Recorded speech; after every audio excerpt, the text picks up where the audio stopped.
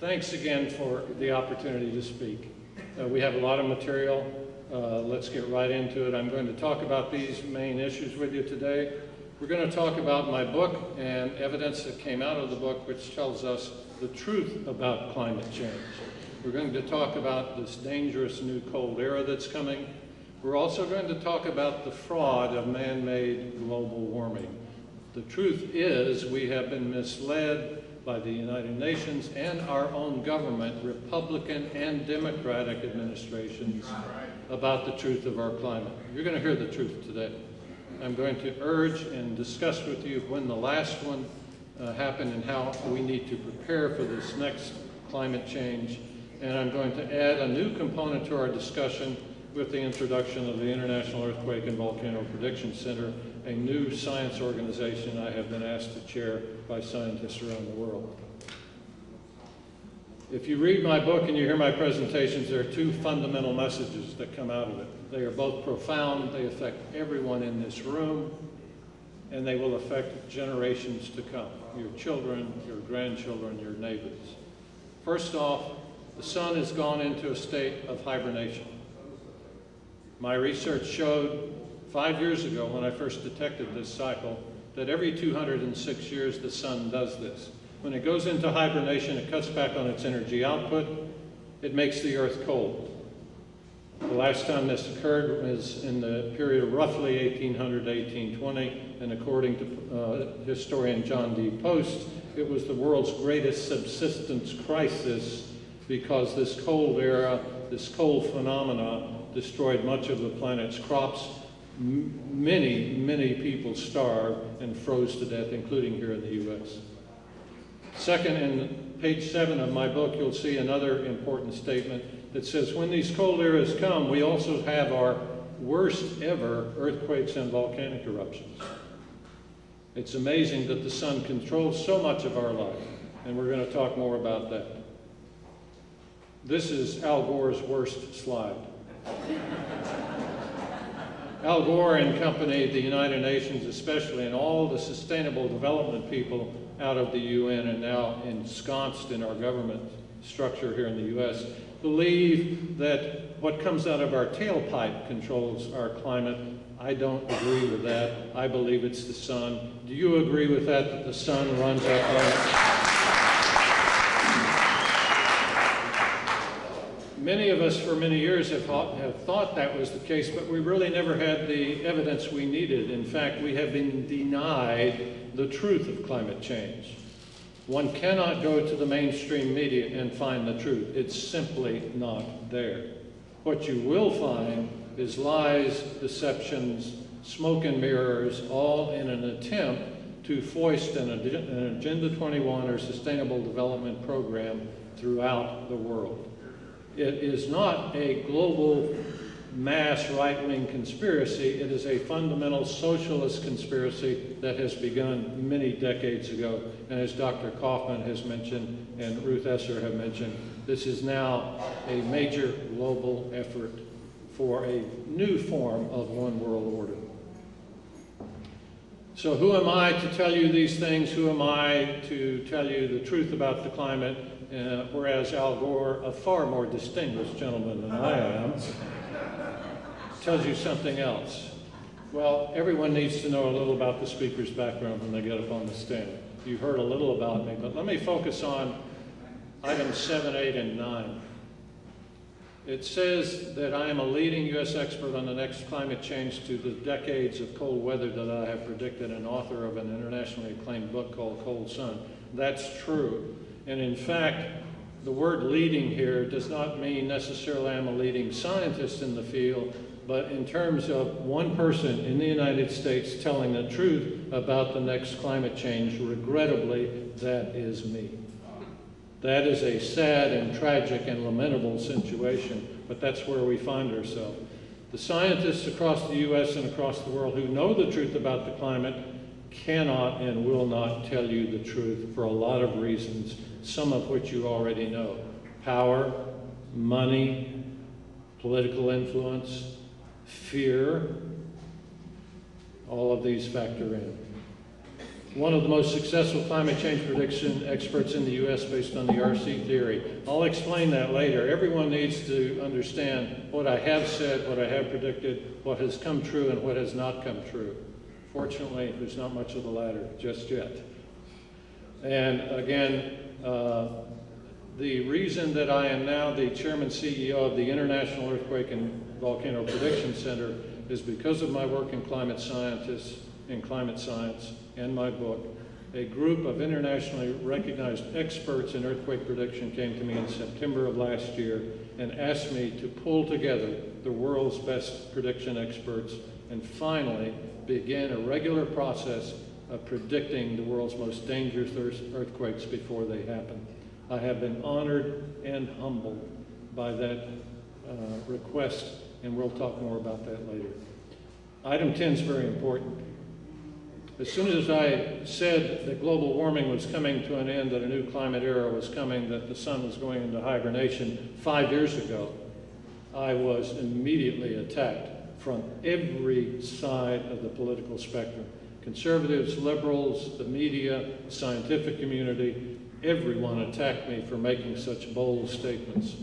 I came out of the space program. I was not a climate scientist, wasn't an environmentalist or conservationist that anyone could tell. I certainly wasn't a senator with a documentary out of Hollywood. By the way, good old Al calls me a pseudo-scientist who counts sunspots.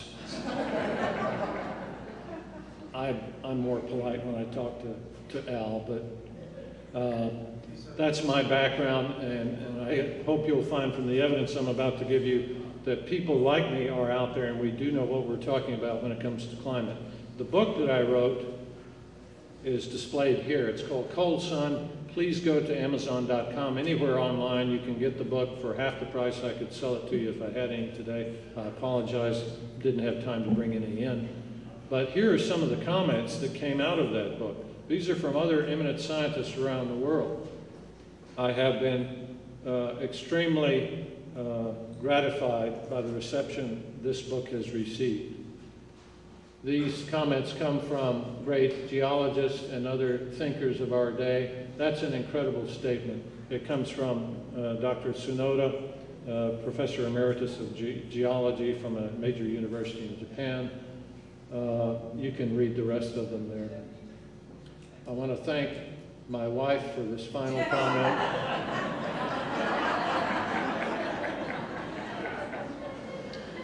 She couldn't be with me today. I asked her to write a more glowing biography and post it on the web, so you may be able to see that later. Thank you. Man-made global warming, I think everyone here deserves to know where I stand on it. I'll let you read that for a moment. Do you agree with me? Man-made global warming is the greatest scientific fraud in the history of science.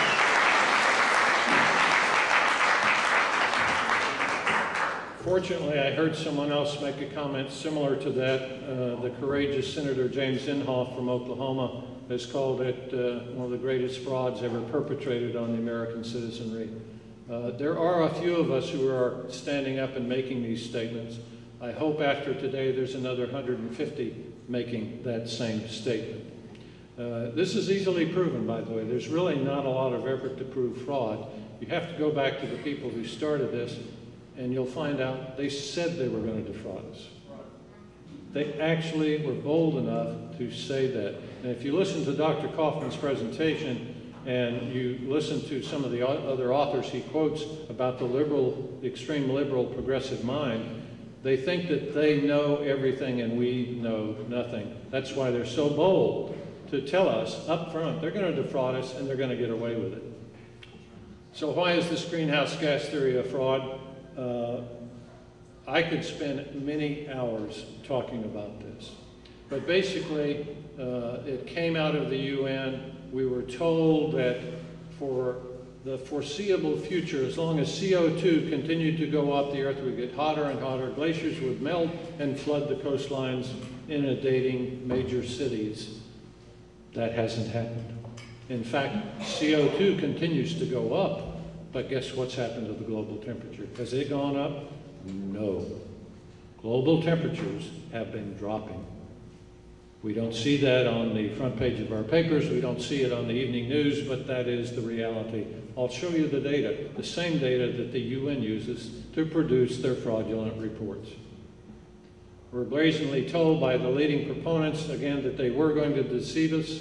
And if you look at the actual CO2 that they say is driving this, that comes out of our tailpipes in our factories, it is really a minuscule, insignificant amount. The natural production of CO2 is 20 to 40 times greater than the worst case scenario of mankind's production. But they ignore all that. In fact, the UN reports ignore much of what drives climate, and they had to in order to get this fraud instigated. One thing that scientists do as a rule that is fundamental to the scientific method: once we have a theory, we go out and we explore that theory. We do all the testing and the data and the analysis, and then we come back and look at the theory and say, does the data match up with the theory? With the UN, it never matches up. If you go to the last UN report on climate from the Intergovernmental Panel on Climate Change, you'll see several scenarios made from 20 different global climate models that predict, based on how much CO2 is produced by mankind, not nature, but mankind, which temperature growth chart will apply. If you go back and look at all of them, none of them worked. Now, this is fundamentally important. If you're a scientist or just a layperson, if a theory never works, we should discard it.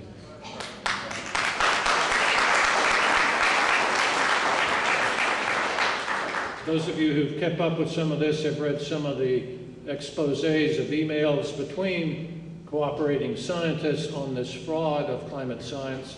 ClimateGate 1, and now there's a ClimateGate 2, another 1,000 emails that came out.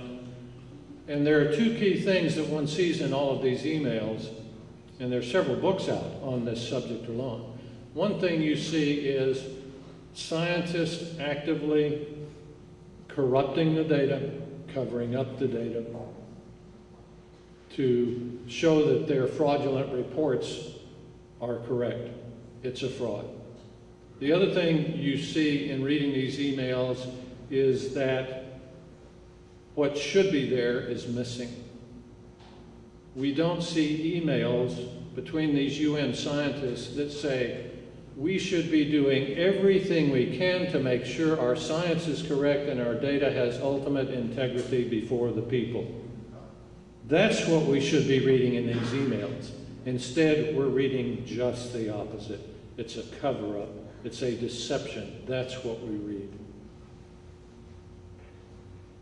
If you go back and you trace the origins of climate change vis-a-vis the UN and its Intergovernmental Panel and the well-described Maurice Strong, you'll find out that all of this got started back in the UK when Margaret Thatcher was trying to battle coal miner union strikes that were devastating their economy. She wanted a way to get out from under coal as a fuel source so she wouldn't have to mess with the unions anymore. She went to an outdated scientific theory from 1896, which was disproved when it was first proposed. And she said, aha, this man-made CO2 thing might do it. I can convert us all to nuclear, and we can get rid of the coal unions, and I'll be free of that problem. And that, ladies and gentlemen, is how it all started.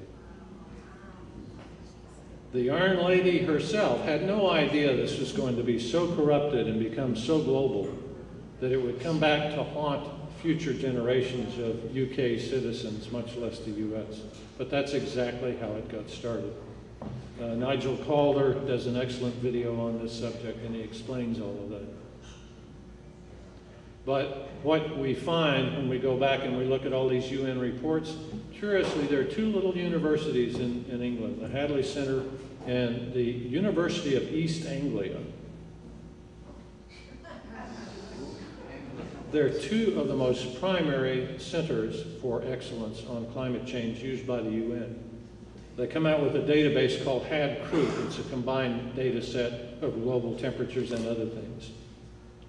So why is it that two little obscure unknown universities in England became the source of all this?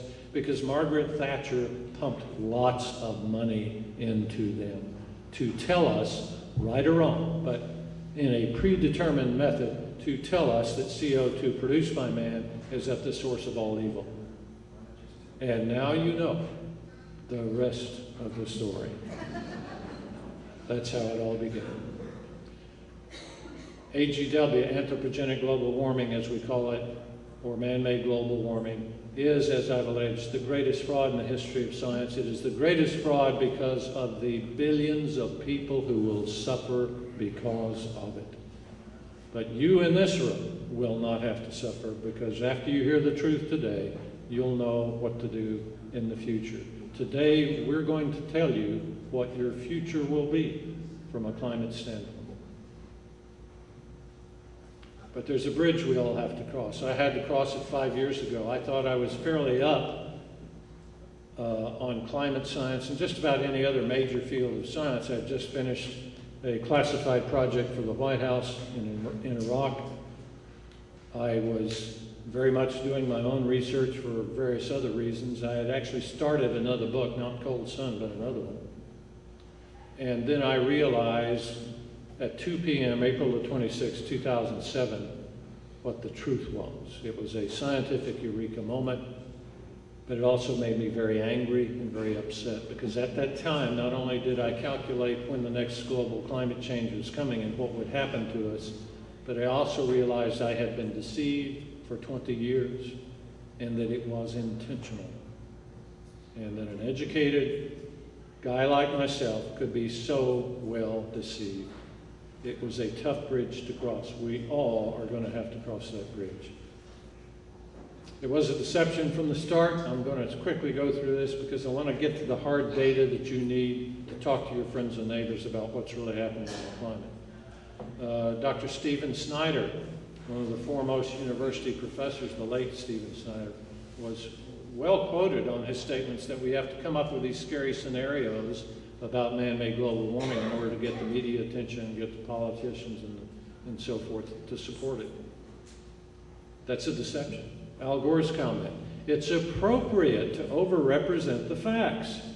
That's what a vice president and almost president of the United States said about global warming. This is the kind of people we put in Washington. Oh, this is great. Even if global warming is wrong, we'll be doing the right thing in terms of economic and environmental policy. Isn't that nice? We're going to lie to you, the American people, because we know better what's right for our country economically and environmentally. This gets back to the Gaia philosophy. We want the earth and Mother Earth and the rocks and the streams to be of more priority than integrity among our people. Maurice Strong, by the way, came out of Canada. He was an oil patch guy and then got elevated within the Canadian structure. So this comment from a former Minister of Environment of Canada is very appropriate. No matter if all the science is phony, there are collateral environmental benefits. Climate change provides the greatest chance to bring about justice and equality in the world. Dr. Kaufman spoke on this justice and equality issue at length. But here is probably the most telling and concise statement about what's happening. We're going to give you phony science. We're going to lie to you. We're not going to tell you the truth about what's happening with the climate, because we have this hidden agenda that we define in the progressive liberal community about what is justice and what is equality. And we're going to force it on you regardless what you want or what you believe. We could go on and on, but let me give you this comment from Maurice Strong. The most rotten apple in the barrel. Maurice Strong, who started the Kyoto Protocols, the Environmental Development Program at the UN, and created the UN Intergovernmental Panel on Climate Change in 1988, really has his own devious, evil agenda.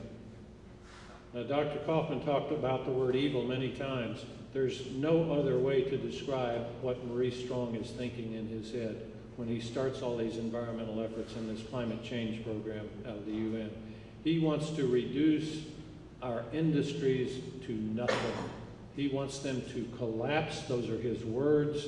And he says to all the UN, this is Rio 20 years ago, by the way, he wants everyone in that international group to help make that happen. He says it's our job to make it happen. How evil is that? And this is the guy that was in charge of the entire UN environmental effort. He was also the same guy that took and endorsed a nearly $1 million check from Saddam Hussein as payoff for his role in the oil for food scam. This guy needs to be on another planet, not on this one. Do you agree with that?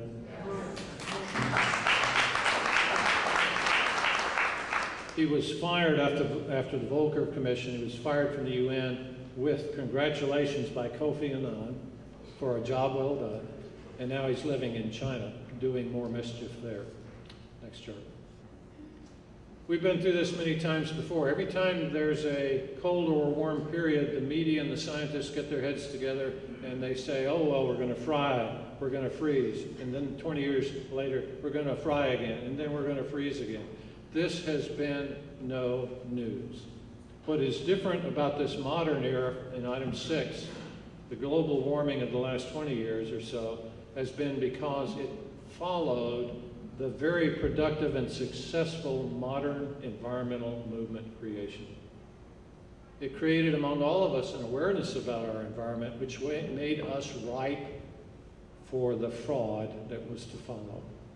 We became fertile ground for this new concept that man-made CO2 was ruining the climate.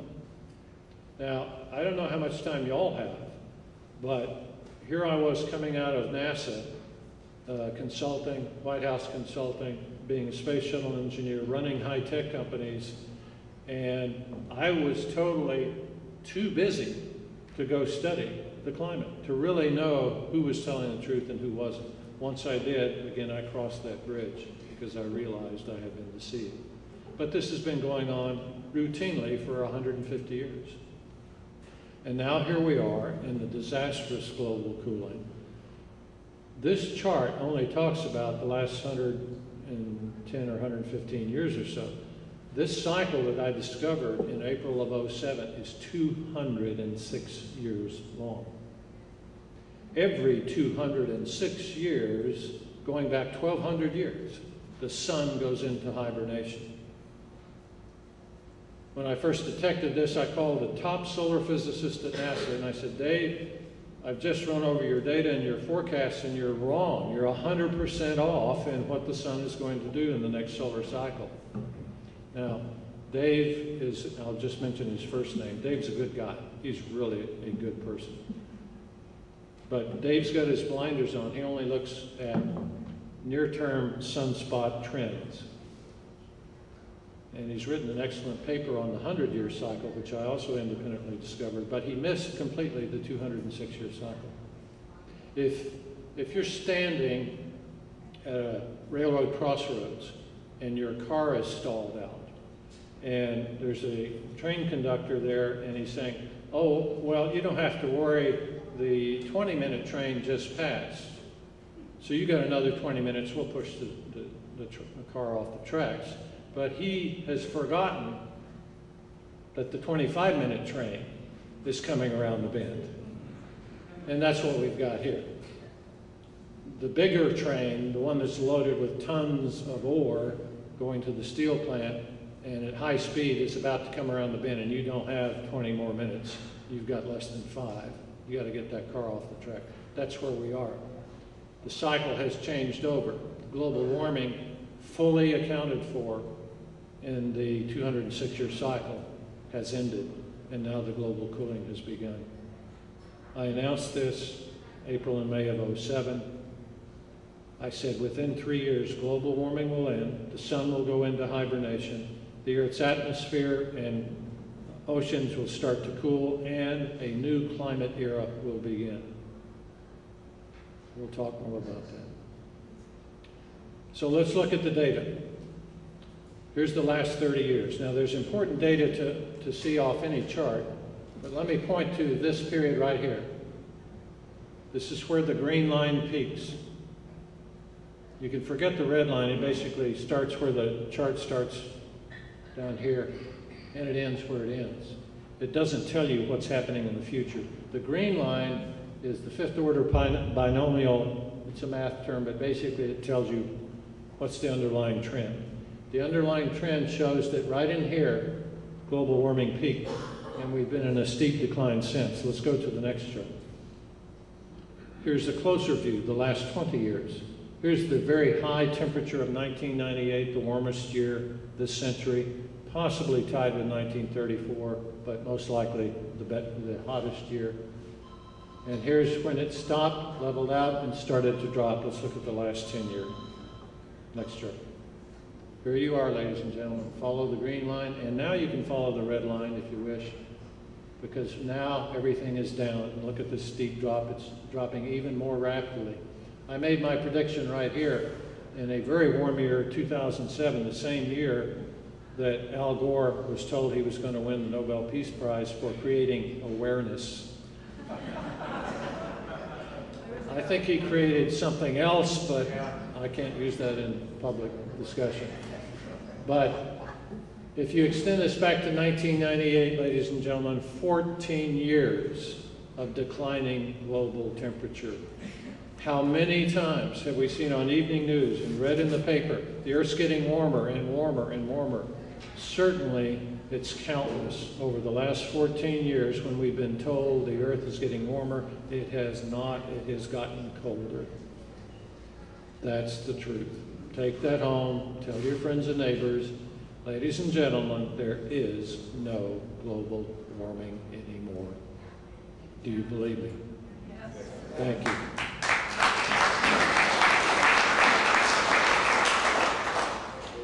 Let's look at the details behind what's in the global warming. Let's look at the oceans, because I'll tell you now, as the oceans go, so goes the rest of the planet. The oceans are a vast, unfathomable, no pun intended, heat sink. It absorbs energy, it releases energy. The cycles of the ocean currents, the Al Gore community would have you believe react just like that. They do not. It takes hundreds or thousands of years for currents in various parts of the Earth to complete their cycle. That is one of the primary reasons that we still see CO2 going up, even though temperatures have started to drop rapidly. Because the vast majority of CO2 on this planet is in the oceans. It has little or nothing to do with the last 100 years of man-made CO2 production, which is still a minuscule part of the total, because all that CO2 that's in the oceans was created 800 or 1,000 years ago. What we're seeing is a natural growth cycle in CO2.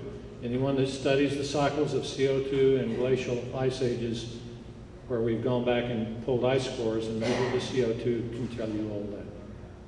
This chart gives you a big picture for the decline in ocean temperatures. It's very similar to the 30-year chart you saw before for the atmosphere.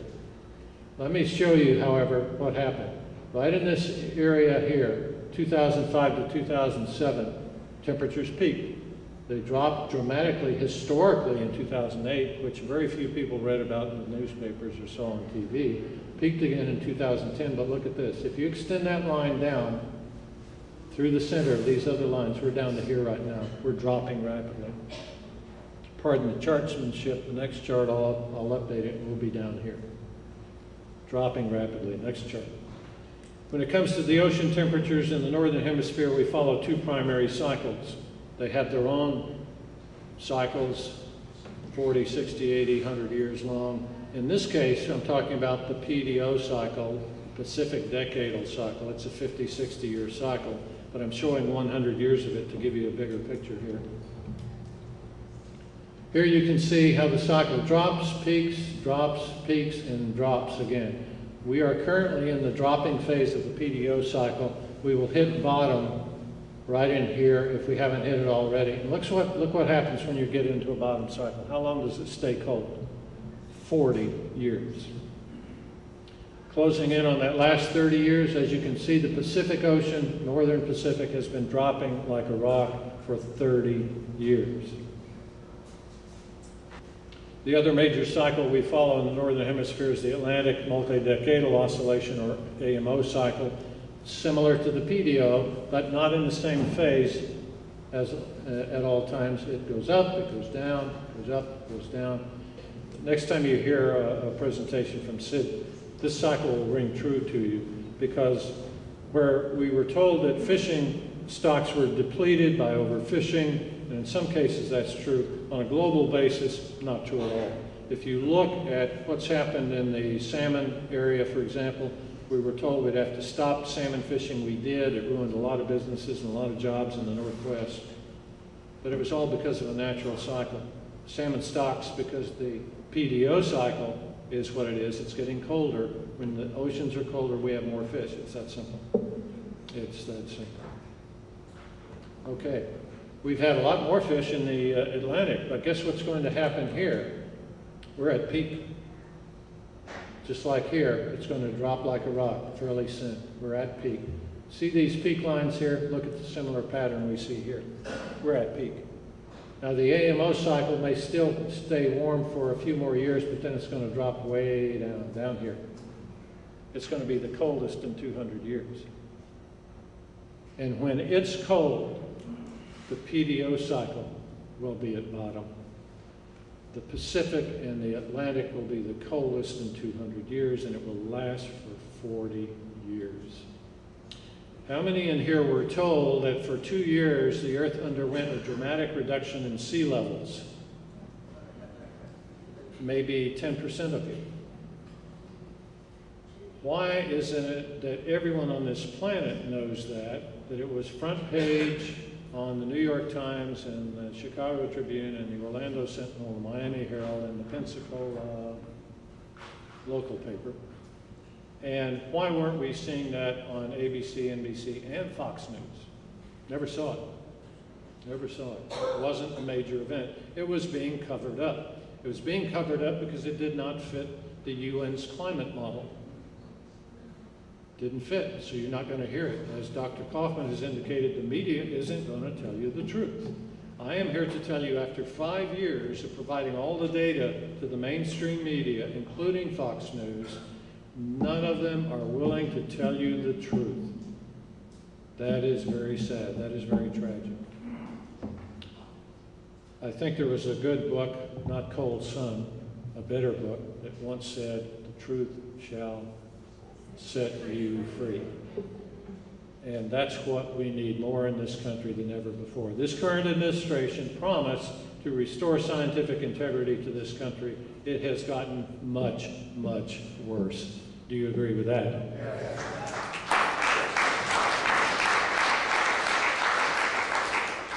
I have issued a press release. It's now the current press release on the website for the Space and Science Research Corporation. It tells you my forecast for the future on the sea level decline. Sea level decline for 2 years. We continue to see news about warming, rising sea levels, the threat to Florida, blah, blah, blah. Let's go to the next chart. I'll tell you what's really happening with sea levels. This is a very, very important chart. You need to understand this chart and tell your friends and family. This tells you what's really happening with global sea levels. It's the rate of increase or decline, not where it is on any particular day, but how fast it's going up or how fast it's going down. This is the annual chart, and it goes back to 1998. Obviously, sea levels were really growing rapidly during the warmest year of the century, but then they dropped rapidly within a couple of years. In fact, below this line, that means the sea levels are dropping, they're shrinking. Global sea levels shrunk in 2000. We weren't told about that, were we? No. We weren't told again in 2003 and 4 that global sea levels had dropped to a near record low. We certainly weren't told that they broke through the line again in 2007 and 8. In 2007 and 8, good old Al was getting his Nobel Prize. The US government was telling us that the Arctic was disappearing. The head of the Arctic Research Group at NOAA, National Oceanic and Atmospheric Administration, said that by 2008, all of the ice in the Arctic would be gone. That's the lunacy that we have been getting from our government. It went back up, but look what happened again. This is the 2-year drop that we saw on the previous slide. Never before recorded in the era of satellite detection of global sea level. Never before seen. Did anyone see this on the front page? No. Instead, what did we see? Global sea levels are rising. We were lied to. For 2 years solid, we were lied to. In this bottom July of last year, when I last talked about this chart, I predicted it would go back up. It immediately did. Not because I said so, but because the math said so. And we're thank you. We're back up here, and if you do some simple line drawing, you'll see that the high end should be about here. If you draw a line through these peaks, it should be about here. And the low line, drawing these three, could be way down here in the next cycle. All of this led me to some basic math calculation. I issued the press release that said global sea levels are now on a permanent decline, and we will soon enter a phase where this chart is pretty much reversed, where we'll see mostly below the line readings. And that will certainly come when the PDO and AMO are in phase and we have 40 years of record cold temperature in the oceans. The way sea level rises, ladies and gentlemen, is not because of how much gas we put in our cars and trucks. It comes from the heating of the ocean. What causes the heating of the ocean? Other than Al Gore's ego, it's the sun. The sun heats the earth. The sun heats the oceans and expands the water, and that's what causes sea level rise. Now that the sun is going into hibernation, it's lockstep. We're in for a global sea level drop for decades. That phase has already begun, and this chart, sea level annual rate of decline, proves it. So who can you trust? We can't trust the TVs, we can't trust the media, the mainstream media. Some papers are very good, but most are not. Who can you trust? Can you go to NASA and find the right data? Not the current NASA. The last NASA administrator was effectively fired for not following President Obama's climate change policies. The president put in another guy he thought he could manipulate, Major General Charlie Bolden, an astronaut who has been embarrassed by our president, and yet he's a trooper, he's staying in there, but he knows the truth.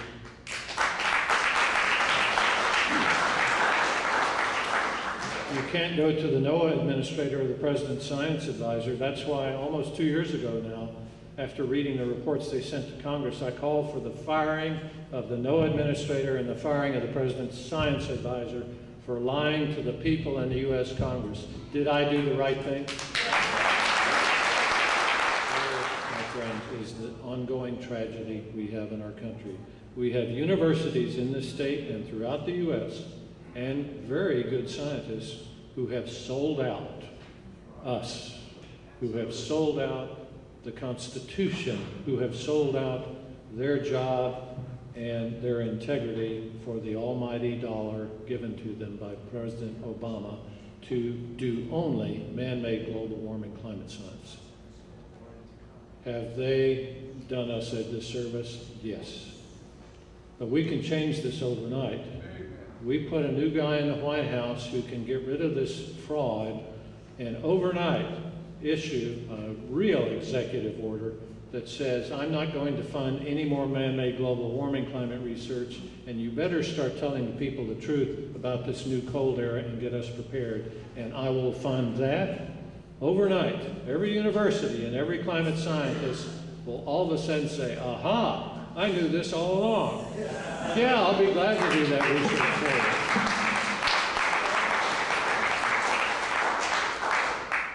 So what evidence do I have to say that this solar hibernation is for real and everything that comes from it, the new climate change and so forth? Well, not only did I predict it, I confirmed it and had a press conference 1st of July, almost 4 years ago, a little over 4, and announced officially that global warming had ended in a TV news conference. Several things happened right after that. The Chicago Climate Credit Exchange collapsed within 30 days. I am really proud of that. The term global warming was all of a sudden no longer used in the White House. It went to climate change. So they could co-opt the new cold era as also being caused by mankind. Other things have happened since then. And as you now know from Dr. Kaufman and others, now that the king has no clothes, everyone knows the earth is getting colder. The Rio +20 conference even got rid of climate change. It's now sustainable development. This is the lunatic mind of the progressive left that wants to constantly stay in power and tell us how to live our lives and are willing to lie to us to do so. But since all of this has happened, the NASA has now confirmed my prediction, so has the National Solar Observatory and the U.S. Air Force. In fact, some of these same scientists have now stepped forward and said, yes, this is true, are saying it's going to be much colder than what I am predicting, which is bad enough. We're going to have to go very quickly. This is a bigger picture of the sunspot cycle. It shows the Maunder minimum and the Dalton minimum by name, named for various people who studied that era. The Dalton minimum was very cold. It was during the last war with Great Britain. Thousands of people in the U.S. froze and starved to death in the U.S. In 1816, we had the era called the Year Without a Summer. We had snow and ice in the middle of August. All the crops were destroyed. We will have worse happen this go round. Some scientists are saying that it will be as bad as the Maunder minimum. And the Maunder minimum, New York Harbor froze over. You didn't need the Brooklyn Bridge, it wasn't built then, but you could have walked between the islands, and you can do so again if it gets that bad. The Baltic Sea was frozen over. They built hotels and homes and shops on the Baltic Sea because it stayed frozen over for so long. The River Thames froze over. They had fairs and festivals on the frozen Thames River. If that happens, ladies and gentlemen, if we have a cold era as cold as the Maunder minimum, the death and destruction, the global and social and economic upheaval will be biblical in scale. I'm saying it will be at least as cold as the Dalton minimum. That's going to be bad enough. This just shows the predicted sunspot cycle we're in. I predicted it would peak in 2012. Guess what happened, ladies and gentlemen? Exactly what I said. Now we get a double peak. See the double peak here? But the main peak came in 2012. We're now dropping, coming back up to the double peak in 2013. But when I called the head of NASA's physics group, I said, we're going to peak in 2012 with a sunspot count of about 74 on average. Look at this. 50, 75. With the double peak in here, we're going to be maybe even less than 74. It looks like I hit it out of the park again. But I wasn't the only one. There were other scientists that did so. That's right. We have a lot to go through in a few minutes. This is a chart by a friend of mine that shows the big picture for the next few decades. It shows the global warming we just went through, and now we're heading into a prolonged multi-decadal drop. This is a mathematician's interpretation of my prediction in my RC theory. It shows the bottom temperature statistically will be 2031, according to his formula he developed from my theory. My theory, math, showed the year 2031. Dr. Abdus Samatov, the Russian scientist whose chart you last saw, said the 2030s. Dr. Theodore Landscheid, one of the foremost late researchers in this field, predicted decades ago that it would be 2031. We're all on the same sheet of music. We're going to have the worst cold in 200 years. We're going to have a lot of crop damage. Ladies and gentlemen, there's not a lot of good news about this new cold era. The good news is that you're hearing it perhaps for the first time in this room today. And you can tell your children and your grandchildren to be prepared. What do you do when you go to the store in 2 years and there's no bread? Because a freak cold front came through and wiped out the Montana wheat harvest. That's the kind of thing we need to be prepared for. Unlike the smooth chart that you saw, we're going to get freak cold events that come through, especially after these major volcanic eruptions block out the sunlight. It's going to be that kind of scenario. We have to be prepared for dramatic, historic, major geophysical events in the future. This guy didn't prepare. He went into one of the worst winters to take over Russia in 1812 and came back not with 600,000 men that he started with, but 40,000. Many died on the battlefield in combat, but most froze to death. I mentioned the volcanoes and earthquakes. Next chart. This is the big one here in the U.S. The last time we had a solar hibernation, the worst earthquakes in U.S. history occurred, the New Madrid Fault.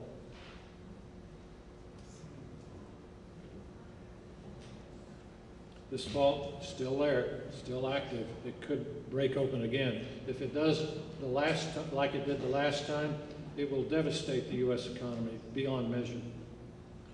Much of the economic traffic of the U.S. crosses the Mississippi in this area, from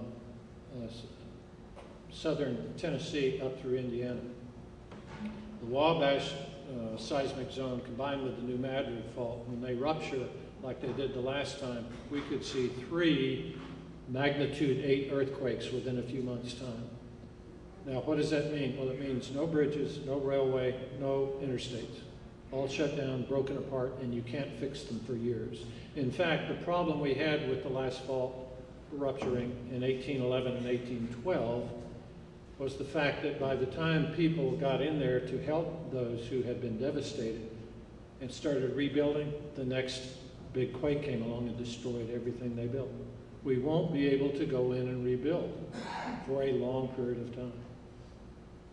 This record earthquake in Japan, we all know about the Fukushima Daiichi nuclear plant that was destroyed. We all know about that. This is a depiction. Here's an inset that shows Japan. This is a close-up. Here's the epicenter.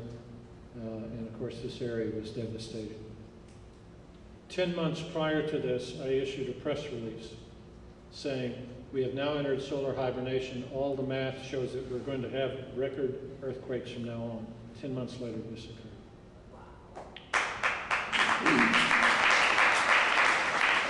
Same thing with volcanic eruptions. Mount Tambora, the largest recorded ever volcanic eruption, occurred during the solar hibernation of last event.